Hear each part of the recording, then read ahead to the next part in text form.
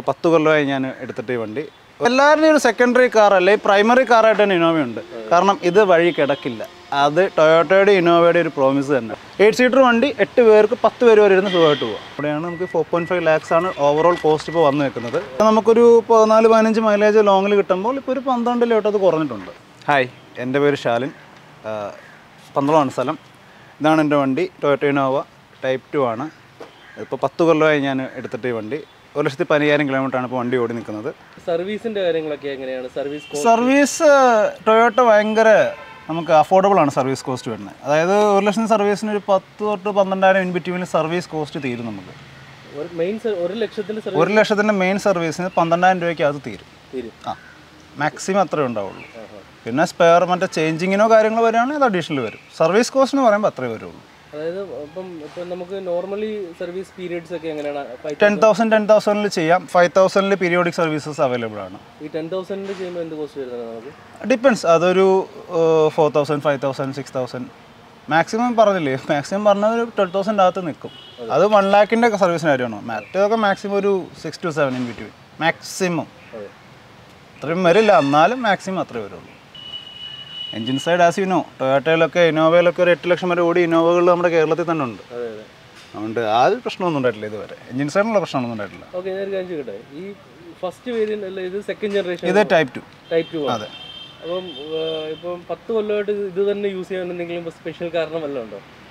Special കാരണമൊന്നുമില്ല. ഒരു ഇന്നോവയിൽ പോയി ഇറങ്ങുന്ന ഒരു സുഖം, അല്ലെങ്കിൽ അതൊരു ട്രാവലിംഗ് പാസഞ്ചേഴ്സിനാണെങ്കിൽ എല്ലാവർക്കും കംഫർട്ടബിൾ ആണ്. അത് തന്നെ യൂസ് ചെയ്യാൻ താല്പര്യം. പിന്നെ എനിക്ക് ലൈസൻസ് കിട്ടിയതിന് ശേഷം ആദ്യം കിട്ടിയ വണ്ടി ആയതുകൊണ്ട് ഇപ്പോഴും ഇങ്ങനെ മെയിൻറ്റെയിൻ ചെയ്ത് കൊണ്ടുപോകുന്നു. എന്തൊക്കെ ചേഞ്ചസ് ആണ് വരുത്തിയിരിക്കുന്നത്? നമ്മൾ മെയിനായിട്ട് ഇത് മാറിയത് ഇതിൻ്റെ ടയേഴ്സും അലോയ്സും ആണ്.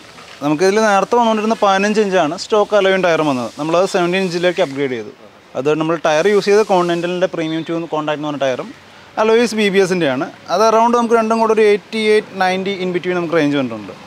പിന്നെ ഫ്രണ്ടിലേക്ക് നോക്കുമ്പോൾ നമുക്ക് മെയിനായിട്ട് change wheel and headlight, after market headlight. എല്ലാ ടൊയോട്ട അപ്ഗ്രേഡും ചെയ്യുന്നവർ ചെയ്യുന്നത് ഇത് തന്നെയാണ്. പിന്നെ നമ്മൾ മാറ്റിയുള്ള ലെക്സസ് കിറ്റിൽ first time hand made DRLs നമ്മൾ കൊടുത്തിട്ടുണ്ട്. സാറിന് ഇവിടെ ഡോട്ട് ലൈറ്റ് അല്ലെങ്കിൽ ബട്ടൺ ലൈറ്റാണ് യൂസ് ചെയ്യുന്നത് ഏറ്റവും കൂടുതൽ. നമ്മളത് നമ്മുടെ ഒരു യൂണീക്നെസ്സിന് വേണ്ടി നമ്മൾ ചെയ്തിട്ടുണ്ട്. പിന്നെ 3 ലൈറ്റ് ഫോഗ് ലാംപ്സ് സെറ്റ് ചെയ്തിട്ടുണ്ട് രണ്ടിടത്ത്. പിന്നെ റണ്ണർ ഇൻഡിക്കേറ്റേഴ്സാണ് ഇത് കൊടുത്തിരിക്കുന്നത്. പിന്നെ ഫ്രണ്ടിലൊരു ഹുഡ് കൊടുത്തുണ്ട്, ജസ്റ്റ് ലൈക്ക് എ മുസ്താഷ്. വണ്ടിക്കൊരു മീശ പോലെ ഒരു ഹുഡ് കൊടുത്തുണ്ട് നമ്മൾ. പിന്നെ വണ്ടിയുടെ സൈഡ് പ്രൊഫൈലിലും ആ ലെക്സസ് കിറ്റിൻ്റെ തന്നെ സൈഡ് സ്കേർട്ടിംഗ് ആണ് ചെയ്തിട്ടുള്ളത്. പിന്നെ നോക്കുകയാണെങ്കിൽ ബാക്കിലും അതുപോലെ ആഫ്റ്റർ മാർക്കറ്റ് ടൈൽ ലാമ്പാണ് ചെയ്തിട്ടുള്ളത്. ആഫ്റ്റർ മാർക്കറ്റ് ടൈൽ ലാമ്പ് ചെയ്തിട്ടുണ്ട്. പിന്നെ ഇതും കസ്റ്റമൈഡ് ബ്രേക്ക് ലൈറ്റ്സ് ആണ്. ഇതിലും ഫ്രണ്ടിലും കസ്റ്റമൈഡ് ആണ്. ഫസ്റ്റ് ടൈം ഇൻ ഇന്ത്യ എന്ന് വേണമെങ്കിൽ പറയാം. ഇപ്പോൾ ഒരുപാട് വണ്ടികൾ അത് ഫോളോ അപ്പ് ചെയ്യുന്നുണ്ട്. നമ്മളാണ് ഫസ്റ്റ് ആയിട്ട് ഇത് ചെയ്തത്. നമ്മളെന്ന് പറഞ്ഞാൽ മോഡിഫൈ ചെയ്ത കമ്പനിക്കാർ നമ്മുടെ ടേസ്റ്റ് പ്രിഫറൻസ് വെച്ച് ചെയ്തതാണ്. പിന്നെ വണ്ടി ഡീക്രോംഡ് ആണ്. മൈക്ക ഗ്രേയും ബ്ലാക്കും ആയിരിക്കും കോമ്പിനേഷൻ വന്നിട്ടുള്ളത്. വേറെ കളേഴ്സ് നമ്മൾ അലോയിൽ മാത്രമാണ് സിൽവർ കൊടുത്തുള്ളൂ. കാരണം അതും കൂടെ ബ്ലാക്ക് ആയി കഴിഞ്ഞാൽ ഫുള്ള് ഡെപ്ത് വരും. പിന്നെ നമ്മൾ ഇൻറ്റീരിയറിലാണ് മെയിൻ ചേഞ്ചസ് വേറെ വരുത്തിയിട്ടുള്ളത്. ഇൻറ്റീരിയറിൽ നമ്മൾ ചേഞ്ചസ് വരുത്തിയത് ഇൻക്ലൂഡിങ് ഡാഷ് പാനൽ ഉൾപ്പെടെ ഇതെല്ലാം പെയിൻറ്റഡ് ആണ്, പ്രീ പെയിൻറ്റഡ് ആണ് വരുന്നത്. ലെതർ ഫിനിഷിംഗ് ഉള്ള സ്റ്റിയറിംഗ് വീൽസ് ആണ് വരുന്നത്. പിന്നെ ഒരു ആൻഡ്രോയിഡ് ഓഡിയോ സിസ്റ്റം. പിന്നെ സീറ്റ് നമ്മൾ ബക്കറ്റ് സീറ്റ് ഫാബിയോ ക്രസൻ എന്ന് പറഞ്ഞ ക്ലോത്തിലാണ് ചെയ്തിട്ടുള്ളത്. അത് ഫ്രണ്ട് 2 ബക്കറ്റ് സീറ്റ്, ബാക്കിൽ നോർമൽ സീറ്റ്സ് ആണ് വന്നത്. ഇത് വാഷബിൾ അല്ല, പക്ഷേ ചൂടെടുക്കില്ല. നമുക്ക് ഇരിക്കാൻ നല്ല കംഫർട്ടായിരിക്കും. എത്ര വണ്ണമുള്ള ആളിരുന്ന് സീറ്റ് ബെൽറ്റ് ഇട്ടാലും ആ ഒരു ടൈറ്റായിട്ട് നമുക്ക് ഇരിക്കുന്നൊരു ഫീൽ വരും ഇതിൻ്റെ അകത്ത്. ബക്കറ്റ് സീറ്റ് നമുക്ക് ഇതെല്ലാം അറൗണ്ട് ഒരു 30K seat, cloth, material, stitching എല്ലാം കൂടെ കംപ്ലീറ്റ് ആയിട്ടുണ്ട്. സീറ്റ് മാത്രം? സീറ്റ് മാത്രം, ഇൻക്ലൂഡിങ് സീറ്റിൻ്റെ മെറ്റീരിയൽ. അതെ, സീറ്റ് മാത്രം.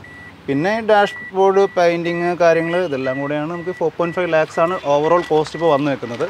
പിന്നെ സെറാമിക് കോട്ടാണ് വണ്ടി. ഓൾമോസ്റ്റ് ഒരു 1.5 വർഷമായി വണ്ടി ഈ ഒരു മോഡിഫിക്കേഷൻ ചെയ്തിട്ട് ഇപ്പോൾ കൊണ്ടു നടക്കാൻ തുടങ്ങിയിട്ട്. ഇല്ല, ഇതുവരെ കുഴപ്പങ്ങളൊന്നുമില്ല. ഈ ടയർ ചെറുതെന്ന് വലുതിലോട്ട് മാറിയതിൻ്റെ ചെറിയൊരു പിടുത്തമുണ്ട്. റോഡ് പ്രസൻസിൽ കുറച്ചൊന്ന് പിടിച്ചിട്ടാണ് വണ്ടി പോകുന്നത്.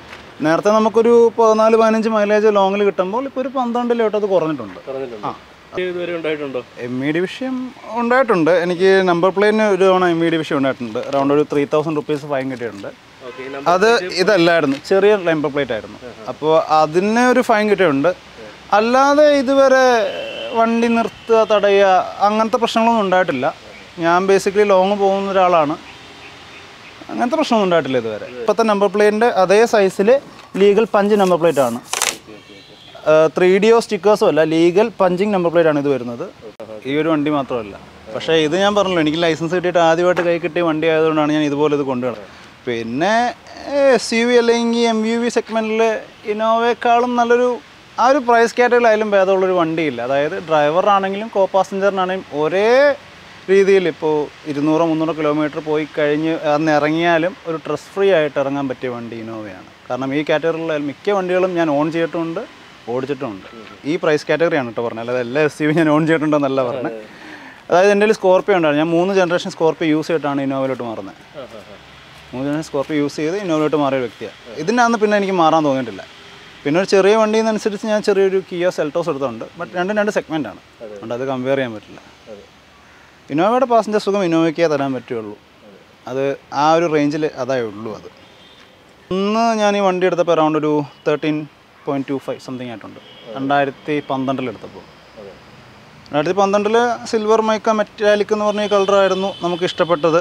വൈറ്റാണ് നോക്കിപ്പോയത്, പക്ഷേ 2-3 മാസം ബുക്കിംഗ് പറഞ്ഞുകൊണ്ട് അത് എടുത്തില്ല. അങ്ങനെയാണ് ഈ കളർ എടുക്കുന്നത്. പക്ഷേ ഇപ്പോൾ ഓക്കെയാണ് ഈ കളർ.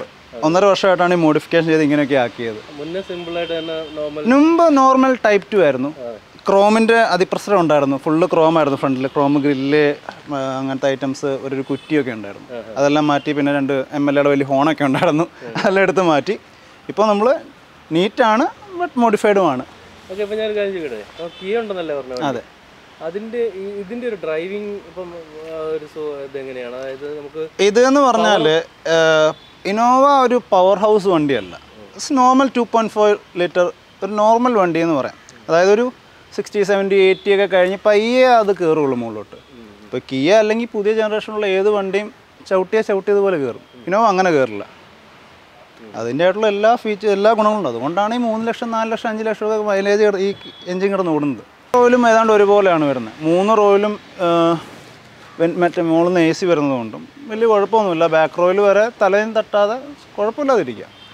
ഇത്രയും ഹൈറ്റുള്ള ഒരാൾക്കാണ് പറഞ്ഞത്. നോർമൽ കേസിൽ 8 സീറ്റർ വണ്ടി 8 പേർക്ക് 10 പേര് വരെ ഇരുന്ന് സുഖമായിട്ട് പോവാം. മോഡിഫിക്കേഷൻ വർക്ക് ചെയ്യിച്ചതെന്ന് പറഞ്ഞാൽ നമ്മുടെ ഇൻറ്റിമേറ്റ് ഫ്രണ്ട് ഉണ്ട്, വിനീത്. പുള്ളിയുടെ സ്വന്തം ഷോറൂമായ പിറ്റ് സ്റ്റോപ്പ് കസ്റ്റംസാണ് നമ്മൾ മോഡിഫിക്കേഷൻ വർക്ക് മൊത്തം ചെയ്തത്. ബാക്കി കാർ കെയർ, സെറാമിക് അങ്ങനത്തെ എല്ലാം ചെയ്തത് ഒന്ന് ട്യൂണേഴ്സ് എഡ്ജിലും ഒന്ന് കാർട്ടിറ്റ്യൂഡ് തിരുവല്ല. ഇവർ 3 പേരുമാണ് ഈ വണ്ടിയുടെ പുറകിലുള്ള എല്ലാ കാര്യങ്ങൾക്കും ഒന്നിനൊന്ന് സപ്പോർട്ടീവായി ഓരോ ഐഡിയാസും കൊണ്ട് വന്നത്. അങ്ങനെയാണ് ഈ ഒരു കോലത്തിൽ ഇപ്പോൾ വണ്ടി നിൽക്കുന്നത്.